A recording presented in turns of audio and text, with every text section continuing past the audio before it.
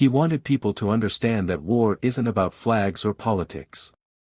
It's about people, about doing what's right, even when it costs everything. I'm not sure why I'm writing this. Maybe it's guilt. Maybe it's therapy.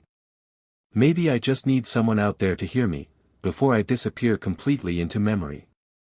My name's David. I'm 34. I was an infantryman in the U.S. Army, 2 tours in Iraq, 1 in Afghanistan. I thought I'd seen enough war for a lifetime. Turns out, I hadn't.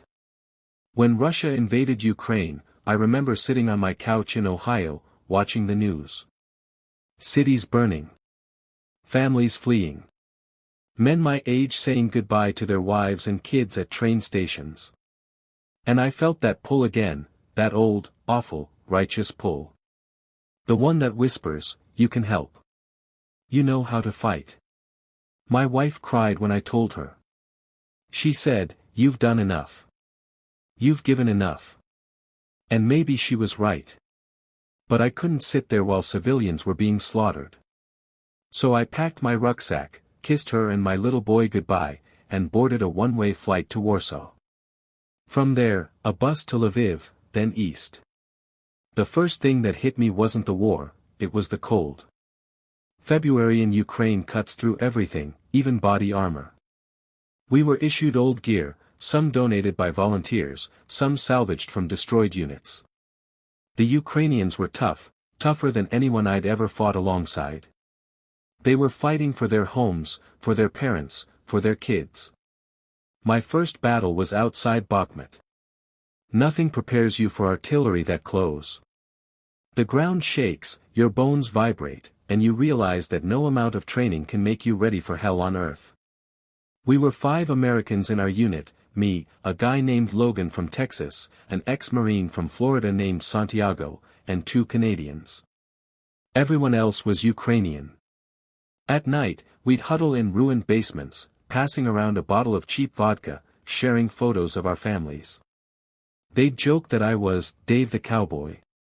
I guess I looked like one with my beard and accent.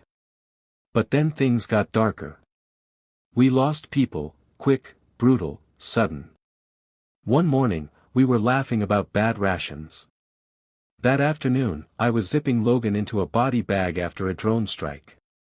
You don't forget the sound. You don't forget the smell. I started writing letters to my wife, not to send, just to keep sane. One night, I wrote, if I don't make it home, tell our boy his dad wasn't a hero. I was just someone who couldn't watch from the sidelines. By summer, I'd seen more destruction than in both my tours combined. Entire villages turned to rubble. Kids playing in trenches. Soldiers fighting with equipment older than me. And yet, there was hope.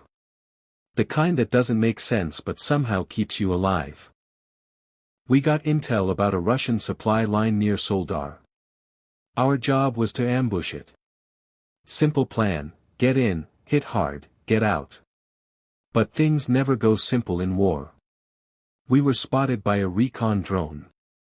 Minutes later, artillery came raining down. I remember the flash. The deafening roar. Then nothing. When I woke up, my right leg was gone below the knee. I was in a makeshift hospital. A Ukrainian medic held my hand and said, "You're lucky. You're alive." I laughed. Lucky. Yeah. They shipped me west to a civilian hospital near Lviv. Volunteers brought me clothes, food, even a phone. That's when I saw her face again, my wife, crying on a video call. I told her I was coming home. She said, "That's all I want." But coming home wasn't what I expected. America felt wrong. Quiet. People complaining about gas prices while men were dying on the other side of the world. No one understood what I'd seen. Not really. I started drinking more. Sleeping less. Sometimes I'd wake up screaming in Ukrainian. A journalist from Chicago reached out, asking to interview me. She said people needed to hear the truth about what's happening over there, not politics, not headlines, just reality. I told her, fine. But don't make me a hero. That interview changed everything. Suddenly I was on podcasts, news outlets, even veterans groups were calling me. But deep down, I felt hollow. Because while I was talking about survival, guys like Santiago were still there, bleeding for it.